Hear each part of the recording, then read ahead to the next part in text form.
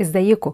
النهارده هنعمل مع بعض ايس كريم بالفراوله. طبعا الجو ابتدى يحرر والصيف داخل علينا ومحتاجين ان احنا نعمل ايس كريم كتير في البيت. النهارده هنعمله بطريقه سهله جدا وسريعه. عايزه اقول لكم في 5 دقايق هيكون جاهز معاكي، وتقدري كمان تقدميه في ساعتها. هنعمله بمكونات طبيعيه من غير اي اضافات كتير وبدون حليب.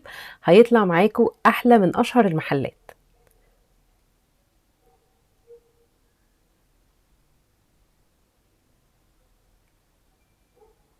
المكونات اللي انا هستخدمها: كيس من الفراولة المجمدة يعني حوالي نص كيلو، وكوباية من الكريم شانتيه الخام، و4 معالق سكر بودرة. اول حاجة هعملها في الدورق بتاع الخلاط هحط الفراولة وهي مجمدة، وده اول سر في نجاح الايس كريم، ان الفاكهة اللي هتستخدميها لازم تكون مجمدة من قبل. حتى لو لسه شارية الفراولة طازة، برضو بعد ما بتنضفيها وتغسليها لازم تدخليها تتجمد الاول في الفريزر.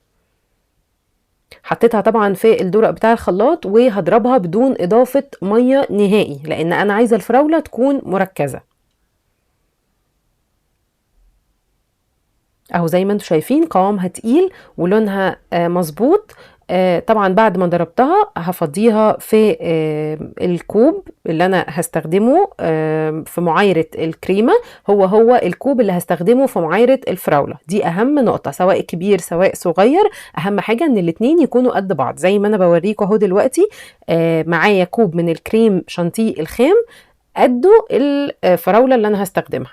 وطبعا الكريم شانتيه عشان غير محلى انا زودت السكر. لو عايزين تزودوا السكر عن 4 معالق زي ما تحبوا، بس 4 معالق بيكون معتدل جدا.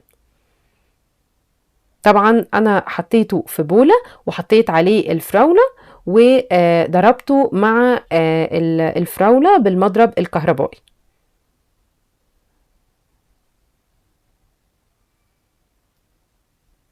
اهم خطوة هنا ان الفراولة نحافظ على درجة حرارتها وهي ساقعة، لازم نضربها مع الكريم شانتيه. يعني ما ينفعش نسيبها لما تسيح او لما درجة حرارتها تسخن نضربها، لان كده القوام مش هيكون مظبوط ومش هنلاقي المطة اللي احنا عايزينها في الايس كريم. فاهمين قصدي؟ بصوا بعد ما اتضربت كده بصوا المطه اللي انا بقول لكم عليها هي وانا بعمل كده بالمضرب بتعلم في الكريم شانتيه. وطبعا القوام متماسك، بس محتاج يدخل التلاجة شويه او الفريزر عشان يمسك.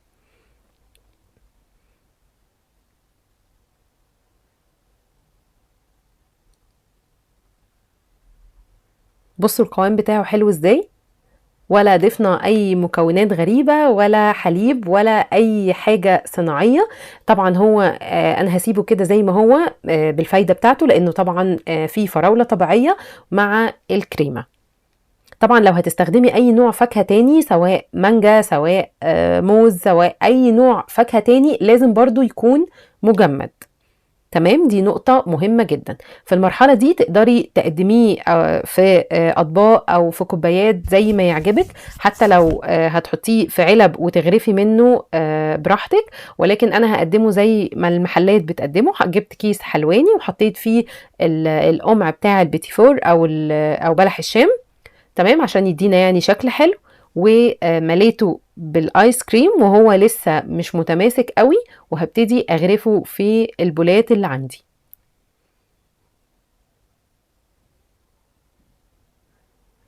اهو زي ما انتم شايفين هغرفه بالراحة كده بالكيس الحلواني. لو حابة تغرفيه بالمعلقة زي ما تحبي، المهم ان هو سريع، يعني في خلال 5 دقايق تكوني محضراه ومقدماه كمان.